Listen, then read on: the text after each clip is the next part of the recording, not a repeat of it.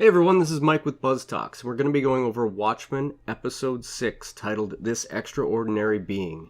There are going to be a lot of spoilers, so stop here if you haven't watched the episode yet. Come back, and please remember to like and subscribe to us here at BuzzTox. So Angela in this episode, having taken the nostalgia which was left for her by Will Reeves, does a deep dive into her grandfather's memories. We learn that nostalgia was made to treat dementia by Lady True's company, but it was banned after its side effects. We're also told that one shouldn't use nostalgia made with the memories of others. But even though Angela probably knew all of this, she went ahead and took a whole bottle of the stuff. She lies in a coma, listening to the concerns of Laurie Blake while tripping out on this nostalgia. Now, the cinematography is great in this episode as she hallucinates. The whole episode was done in grayscale with the occasional splash of color echoing Steven Spielberg's Schindler's List, which we had mentioned in the last episode. Except in this alternate universe, Spielberg chose to do Pale Horse using this technique, and this was a movie made about the squid attack on New York City, which had such a profound effect on everyone. The gray is also a play on what Angela stated in an earlier episode about the world being black and white, right and wrong.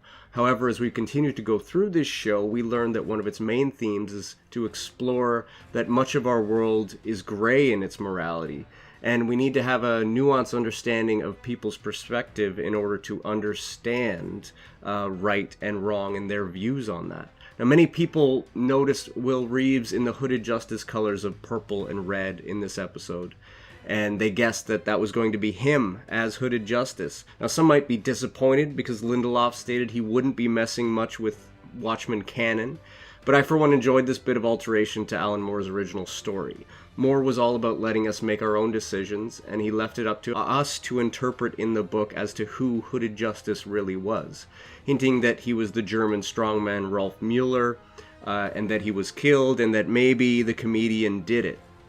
Now, remember, this isn't canon. This is HBO's version of Watchmen.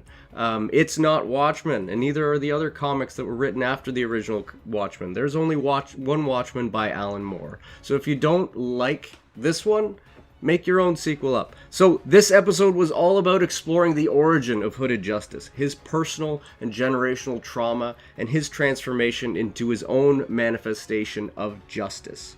We learn that Will, having survived the Tulsa riots, made it to New York City and became a police officer. He ends up marrying June, which turns out to have been the baby he found wrapped in the American flag in the opening sequence of the series.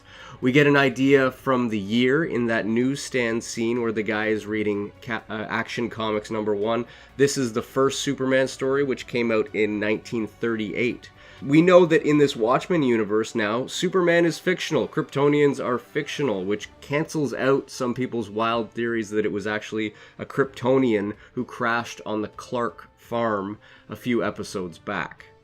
So what crashed in your opinion? I think it was Veidt at the end of his storyline, but maybe you've got a different idea.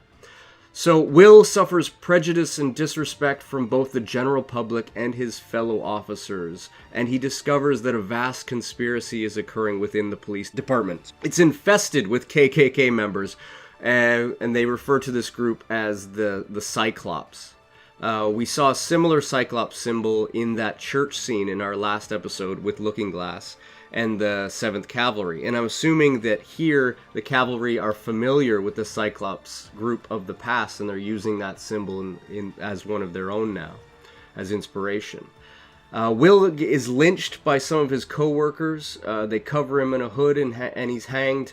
He's warned to be careful in asking questions, and afterward he's walking home and he witnesses a mugging and decides to wear the hood which was just put on his head to help these people. He realizes in this moment that using his badge in the dispensation of justice hasn't worked, and it's not going to work, and he's only going to get respect if he can't be seen. He adopts the persona of Hooded Justice with the help of his wife. She tells him he stopped the mugging because he wanted to be a black hero like Bass Reeves in the film, but she reminds him that that isn't the real world, and that he'll only be accepted as a hero if he wears white makeup under his mask. We see that others have been inspired by Hooded Justice, and that costume adventurers are becoming more and more popular at this time. Captain Metropolis shows up and convinces Will to join him in the new group called the New Minutemen. And Metropolis makes promises to Will about acceptance, and they end up in bed together. But he then reiterates to Will that he can't be accepted because many of the Minutemen will never accept him because of his race. He has to keep hiding his face in order to be a masked hero.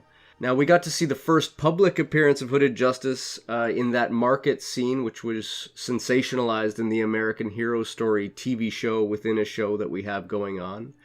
By 1947, Will pieces together that the Cyclops are involved in this mass mesmerization of black groups in order to cause racial violence.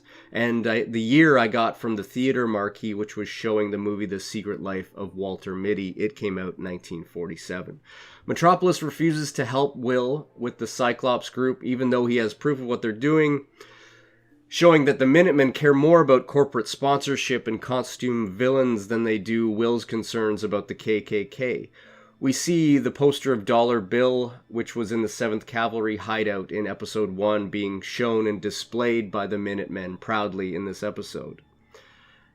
So at this point, Will finally snaps. Without the Minutemen's help, he decides to become to dispense justice on his own, in his own way. He finds the Cyclops hideout, and he does this pretty coincidentally, kind of a bad plot storyline in my opinion in this part, and he just executes everyone involved. And he stumbles across their equipment for mass hypnosis in this process. He goes home and is horrified to see his son putting on the Hooded Justice makeup and costume. He doesn't want his son to become him. He doesn't want to see that the world isn't going to change with the next generation. June leaves him. She encouraged him earlier to be angry and accept his anger, but now apparently she's just had enough of him. I'm not exactly sure what's going on with this character, to be honest, in this episode. I feel like she was kind of an afterthought to everything brought in, which is too bad because it could have been a more compelling character, I think, with a little more time. Now, she just decides to take their child back home to Tulsa, and that's why they're all in Tulsa, I guess. We then finally get to see what happened to Judd at the end of Episode 1. It seems that Will is still after racists. I don't know how he's managed to stay in the shadows all of this time with all of the other heroes we've had in this world. Maybe we're going to find that he was intermingled with them over the years in one way or another. He's adopted the technology of the Cyclops group, which he found in 1947, and has it in this flashlight that he uses to hypnotize Judd. He knows about Judd's father's KKK robes in his closet, and although Judd says it's a misunderstanding, and Will doesn't really know him, Will gets Judd to hang himself. So the hypnosis angle is bad in my opinion. It seems to cheapen the show, and I think fans would have been happy just to see Hooded Justice stand up, maybe with drugs given to him by Lady True to give him strength in his old age, and just beat and hang Judd himself. The hypnosis tech is somehow going to be integrated into Will's plans with Lady True, I think. Like Will, she's on a justice crusade of her own, but I think that her anger is going to end up to be more about the American imperialism into Vietnam. She's named after a 3rd century patriot hero of Vietnam, and we know she has her own plans for humanity. And we know they're going to be pretty controversial. Will stated that Angela would hate him for what they're going to do. And that plan that they're going to do is going to happen in 3 days now. Maybe we're at 2 days now with the schedule of the show. So, do you think that it's going to be a doomsday event? Beyond stated in episode 4 that the Millennium Tower was the first wonder of the New World, built in Tulsa because it's 1,000 miles away from the oceans. So I'm thinking that the Millennium Tower will channel something which destroys the coastlines in the major cities of the world. But now we know Will has this memorizing tech, mesmerization tech, which he brings to the table with True. Will she upgrade it to work on a major scale, to go worldwide? And what are they going to tell people in it? What are they going to tell people to do? What's your opinion? In this scenario, both True and Reeves are replacing Ozymandias' character from the original series as anti-villains. Ozymandias sacrificed a few million in New York to save humanity, and now Will and Lady True are going to usher in this new world with their own plans with the Millennium Clock. So what's your ideas about the plan? Tidal wave, mass hypnosis. I had an idea about the mass release of nostalgia to the population somehow with that Millennium Clock. Maybe people are going to share memories in order to bring everyone together. So maybe they won't be anti-villains at all. Maybe they'll have heroic intentions. And how will Veidt be involved in all this? Much to the disappointment of all, we didn't get to see Veidt at all in this episode. He was taken captive by the games warden in the last episode for his attempted escape. But it might be worth noting that we get the same repeated imagery in Veidt being pulled and held by a rope by the games warden that we got from Bass Reeves catching his villain in the film which was shown in this episode. The repeated imagery is great, but it was something that was used often by Alan Moore in the Watchmen comic. However, repeated scenes in this episode were something which I thought didn't need to be done. I loved how memory scenes were intertwined in the show that showed that Angela was hallucinating, like the guys being dragged by the police cruiser and the piano player in the street. But I didn't like that we got that same Bass Reeves film again. We got the car crash baby scene again. We got the Tulsa scene again.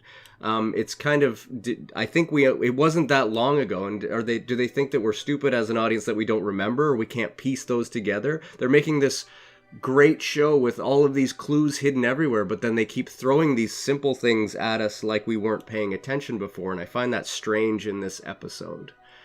I loved also how they transferred some of Veidt's arrogance towards Captain Metropolis. There wasn't much about him in the original comics, so it's good to see him as this sort of prototype Ozymandias back in the 40s. Episode 6, what did you think? We want to have comments below. Please like and subscribe, and we'll keep talking Watchmen. Thanks.